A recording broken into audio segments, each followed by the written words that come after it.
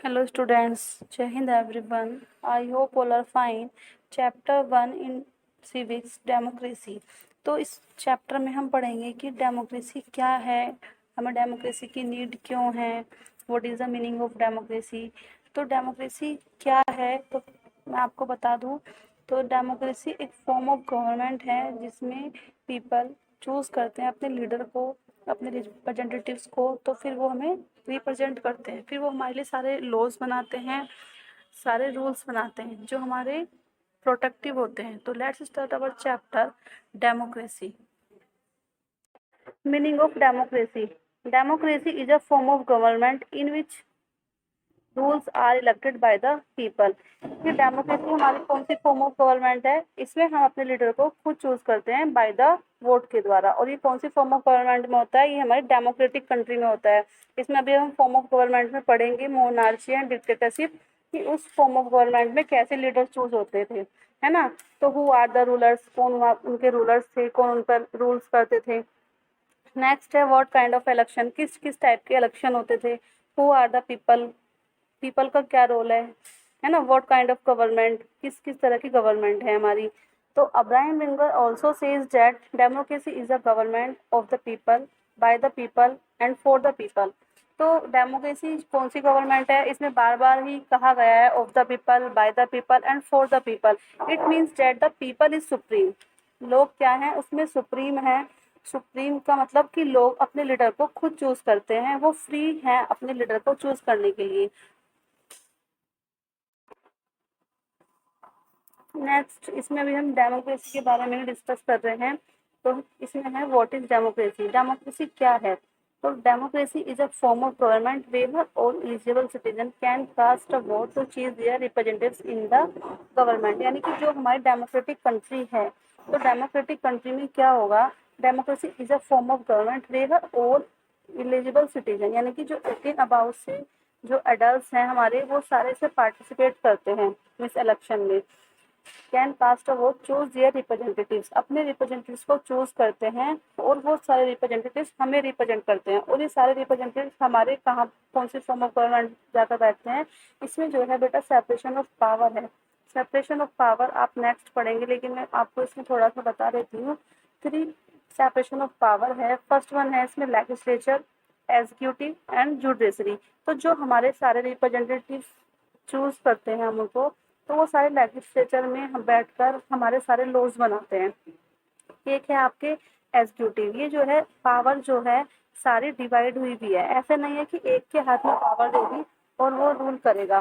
तो एग्जीक्यूटिव में जो सारे हमारे रूल्स बने हैं, तो लेजिस्लेचर में, तो एग्जीक्यूटिव उन रूल्स को देखेंगे कि वो हमारे ऊपर इम्प्लीमेंट्स होंगे या नहीं होंगे। थर्ड है आपका इसमें जुडिशरी। तो लास्ट डिसीजन जो होता है वो जुडिशरी का होता है। तो जुडिशरी जो है, अगर लेजिस्लेचर वाले पार्ट में लगता है कि वो जो हमारे रूल्स बने हैं हमारे ऊपर इम्प्लीमेंट्स नहीं होंगे, वो हमारे अगेंस्ट है, तो उनको वो कट कर देगा। तो फिर वो दोबारा से उस पर कंट्रोवर्सी होगी, डिबेट होगी, तो देन न्यू लॉज इम्प्लीमेंट, तब नए लॉज बनते हैं और तब हम हमारे पे इम्प्लीमेंट किए जाते हैं। तो democracy is a types of political system और a system of decision making within an institutions और ऑर्गेनाइजेशन एक्सेट्रा। यानी कि पूरी जो ऑर्गेनाइजेशन होती है, इंस्टीट्यूशन होते हैं, अभी हमने बताया है, जो लेजिस्लेचर वाला पार्ट जो पार्लियामेंट वगैरह है, उसमें सारे हमारे लॉज बनते हैं। In which all the members have equal share of power. और सबको अलग अलग जो पावर है उसमें क्या है, सेपरेशन रखा गया है। किसी को भी ऐसे पावर नहीं दिया कि सिर्फ ओनली योर डिसीजन, सिर्फ आपका ही डिसीजन होगा। पूरी पावर जो है अभी बताया ना, अलग अलग पार्ट में डिवाइडेड है। अगर किसी को लगता है कि जो लॉज बने हैं वो हमारे ऊपर इम्प्लीमेंट नहीं होंगे, तो उनको लॉज को वो कट कर देते हैं। ओके।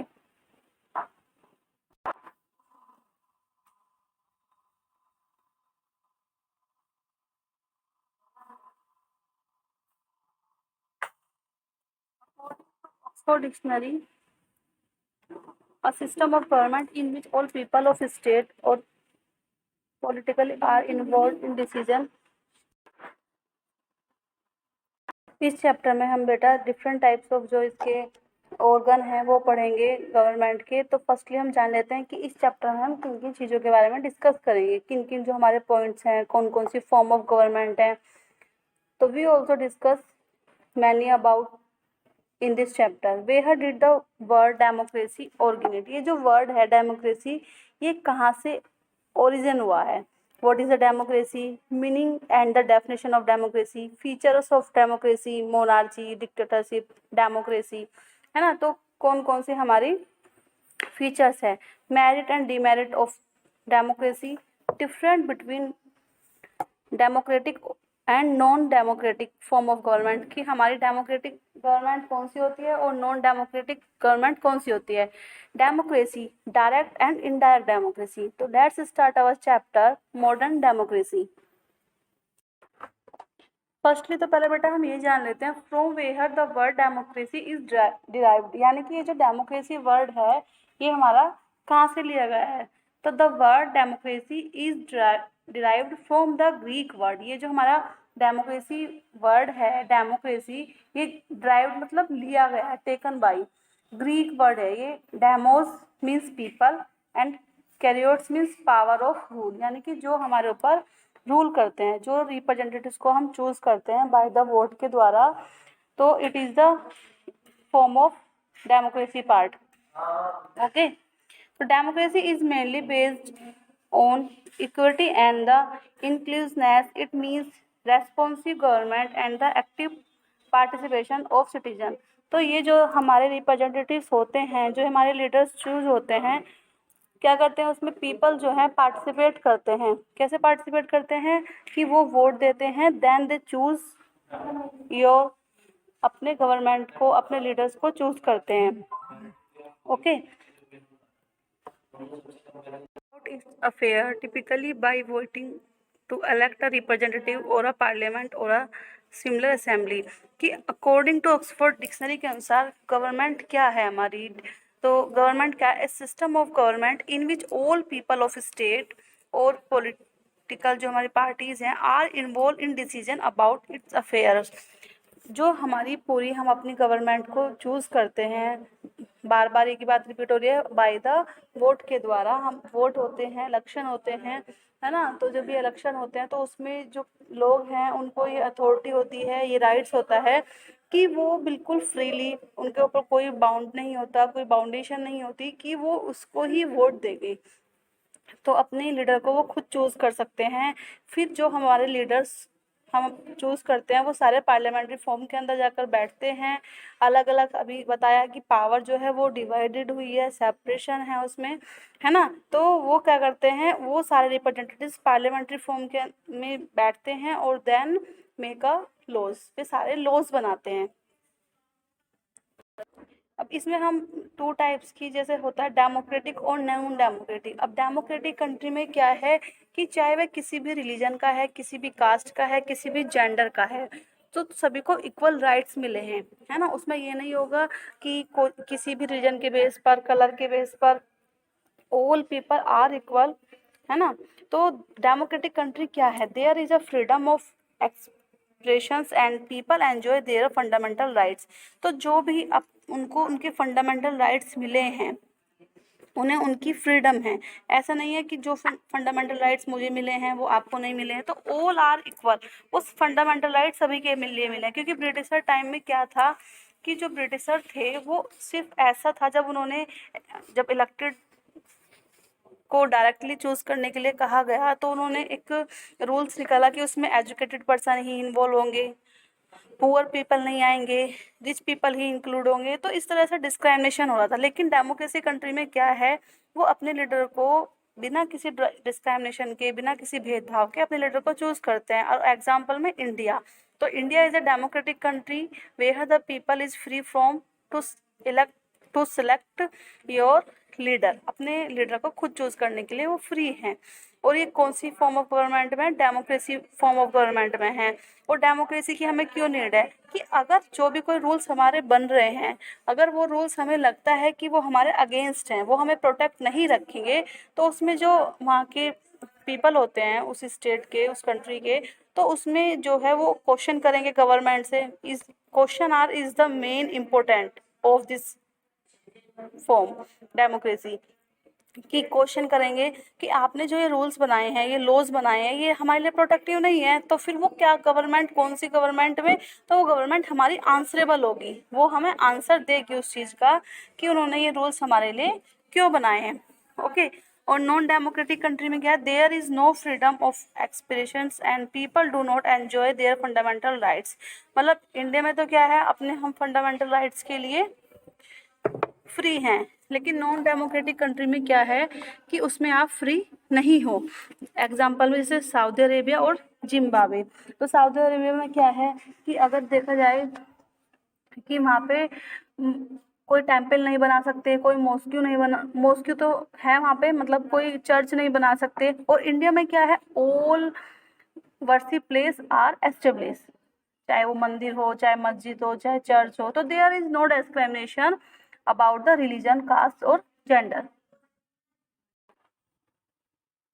फॉर्म ऑफ गवर्नमेंट, अब हमारी कौन कौन सी गवर्नमेंट के फॉर्म हैं। Form of government, we will be learning about the following forms of government. तो इसमें क्या है, हमारी अलग अलग गवर्नमेंट हैं। कौन कौन सी बेटा, डेमोक्रेसी, मोनार्ची, थ्योरेसी और डिक्टेटरशिप। तो इसमें हम डेमोक्रेसी के बारे में पढ़ेंगे, मोनार्ची, डिक्टेटरशिप एंड द थ्योरेसी। तो ये 4 ऑफ गवर्नमेंट है, तो हम इनको 1 बाय 1 डिस्कस। तो फर्स्टली तो हम जानेंगे डेमोक्रेसी क्या है। Supreme power is given to the people and the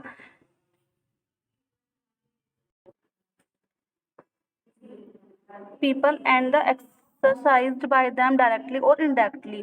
तो वो सुप्रीम पावर किसको दी गई है, लोगों को, कि लोग क्या है, फ्री हैं to choose your leaders through system of representation. तो अपनी रिप्रेजेंटेशन को, वो अपनी रिप्रेजेंटेटिव्स को डायरेक्टली और इनडायरेक्टली वे में उनको चूज करते हैं। Democratic countries have free election where all citizen have to vote. तो डेमोक्रेटिक कंट्री में क्या होता है बेटा, सभी पीपल अपने लीडर को चूज करने के लिए फ्री हैं, उनको ये बाउंड नहीं कर सकते कि आपको इसी रूलर्स को चूज करना है। ओके। नेक्स्ट है आपका इसमें मोनार्ची। तो मोनार्ची सिस्टम जो है ये पहले टाइम पीरियड का है। तो rule by a single person, only single person इसमें रूल करते हैं, अ किंग और a queen, who is the permanent head of state. तो ये परमानेंट हेड होते हैं स्टेट के। उसमें क्या होता है, जो हमारे इसमें डेमोक्रेसी में है तो इसमें यूजुअली चूज होते हैं। अगर आपको लग रहा है, the term is now use refer the countries with the hereditary rulers. और हेरिडेटरी रूलर्स कौन होते हैं, हेरिडेटरी रूलर्स वो होते हैं कि जो नेक्स्ट रूलर्स बनेगा तो वो उन्हीं का बेटा बनेगा, the son of the king. This mean that rule is pass down from parents to child, यानी कि पेरेंट्स से उनका जो नेक्स्ट उनकी जनरेशन होगी वो ही रूल करेंगी। Constitutional monarchies are more common today. Under this system the power of the king और queen are the restricted to those granted in the constitution. और ये जो हमारे कॉन्स्टिट्यूशनल मोनार्ची सिस्टम था, ये जब रूल कर रहे थे अंडर दिस सिस्टम, दो जो पावर थी वो किंग और क्वीन के हैंड में ही थी। वो अपने अकॉर्डिंग ही सारे जो कॉन्स्टिट्यूशन के अंदर हमारे रूल्स आज एट अ प्रेजेंट हैं वो अपने बिहाफ पर ही निकालते थे। वो लोगों को सुप्रीम नहीं रखते थे, उनको जो सही लगता था वो ही करते थे। जैसे कि हम एक कॉमन सा एग्जांपल लेते हैं कि अगर गवर्नमेंट हमारे अगेंस्ट कोई रूल्स निकालती है तो उसमें हम कह सकते हैं कि आपने ये रूल्स क्यों निकाले हैं। लेकिन मोनार्ची और डिक्टेटरशिप में ऐसे गवर्नमेंट कोई ऑब्जेक्शन नहीं उठा सकती थी। Okay. Most constitutional monarchy use a parliamentary system in which the king और क्वीन में हैव स्ट्रिक्टली सेरेमोनियल ड्यूटीज। तो इसमें क्या था, वो स्ट्रिक्टली सारे अपने रूल्स निकालते थे। उसमें people is not a supreme, king और queen also supreme. they often have elected prime minister who is the head of government। तो वो जो इलेक्ट करते थे प्राइम मिनिस्टर को, तो वो कौन होते थे, हेड ऑफ गवर्नमेंट, गवर्नमेंट के हेड होते थे। और ये मोनार्ची और डिक्टेटरशिप में क्वेश्चन आर वाला आप नहीं रख सकते थे। अगर कोई इस तरह से, आपने हिस्ट्री में भी पढ़ा है कि अगर जो वो टैक्सेस वगैरह लगाते थे, टैक्स लगाते थे, जो उनको कर देना होता था, रेवेन्यू देना होता था, अगर कोई उसको पे नहीं कर पाता था तो उस फॉर्म ऑफ गवर्नमेंट में वो उसको पनिश करते थे, अदरवाइज लेबर वर्क कराते थे, है ना। लेकिन हमारी डेमोक्रेटिक कंट्री में डिफरेंट टाइप्स ऑफ रूल इस तरह से निकाले गए हैं। अभी हम आगे पढ़ेंगे जो हमारे सारे राइट्स हैं, राइट्स में हम सब पढ़ेंगे कि इस पर प्रिवेंट लगाई गई है कि अगर 14 ईयर्स से कम ईयर्स के बच्चे हैं उनको चाइल्ड लेबर नहीं कराया जाएगा। डिक्टेटरशिप कौन सी फॉर्म ऑफ गवर्नमेंट है? A country is ruled by a single leader. इसमें क्या है, सिंगल लीडर होता है या सिंगल पार्टी होती है, तो वो उस पर कंट्रोल करती है। Is not elected any may use force to keep control. तो ये क्या करते हैं, ये इलेक्ट होते हैं ओनली देयर पावर के according control over all citizen and the every aspects or their lives. In most cases, this absolute power is exercised in a cruel way. A cruel way क्या है? In the military dictatorship, the army is in the control. तो इस system में क्या है, this system not follow the hereditary system. ये hereditary system नहीं है, ये बेस्ड ऑन पावर कि जिसके पास जितनी पावर होगी वो बैटल करेंगे और जो जीत जाएगा देन दे रूल, वो रूल करते हैं। तो this system of government came into being usually where the monarchy was extinct but was taken over their defence minister और those who control their armies. तो उन्होंने क्या करा, जब हमारी मोनार्ची सिस्टम हमारा ख़त्म हो गया तो फिर ये हमारी डिक्टेटरशिप आई। तो जो जिसके पास पावर होती थी and army officer who felt, जो आर्मी ऑफिसर थे उन्हें लगा कि he had the control of the army, तो वो कंट्रोल करें आर्मी पर, वुड कैप्चर और किल द किंग, तो उसको पकड़े और उनके राजा को मार दें। टेक ओवर द गवर्नमेंट, और गवर्नमेंट अपनी बनाए डिक्टेटरशिप में, क्योंकि जिसके पास अभी बताया ना पावर होगी तो वो ही रूल करेगा। देन स्टार्ट रूलिंग कंट्री, और अपना कंट्री पर रूल करना एस्टेब्लिश कर देंगे। ओके इसमें आपका Adolf Hitler was the dictator of Germany का भी है कि इन्होंने एडोल्फ हिटलर थे, उन्होंने अपनी पावर के अकॉर्डिंग जर्मनी पर रूल किया। नेक्स्ट है इसमें मॉडर्न डेमोक्रेसी। अब मॉडर्न डेमोक्रेसी हमारी कौन सी है? Democracy is one system of government which have become the most popular all over the world and the revolution took place all over the world to establish this system. यानी कि जो democracy system government है वो बहुत ज़्यादा popular है, क्योंकि इसमें क्या है कि यहाँ पर अपने लीडर को चूज़ करते हैं, उसमें गवर्नमेंट जो है हमारे पे कोई भी हमारे अगेंस्ट या हमारे अनफेयर मैनर से हम पर कोई भी रूल नहीं कर सकता। अगर ऐसा लगता है तो हम नेक्स्ट 5 ईयर्स बाद हम अपनी गवर्नमेंट को चेंज कर लेते हैं। In democracy the sovereign power rest with the people irrespective of the difference of religion, colour, caste and gender. Sovereign का मीन्स होता है कि it is independent to take decision और internal and external. It means that the India as a nation is independent and not subject to control by the external authority। यानी कि किसी को भी जो हमारे राइट्स बनेंगे, जो हम अपने लीडर को चूज़ करेंगे, वो किसी भी तरह का डिस्क्रिमिनेशन नहीं होगा, चाहे वो रिलीजन के बेस पर हो, कलर के बेस पर हो, अदरवाइज कास्ट के बेस पर हो। तो और ये जो है हमारी जो गवर्नमेंट होगी वो फ्री होगी। It is independent to take decision on internal और external. In democracy in commonly said blood substitutes the blood because it is a system where people can change ruling power by means of voting over a government। अभी ballot system क्या है?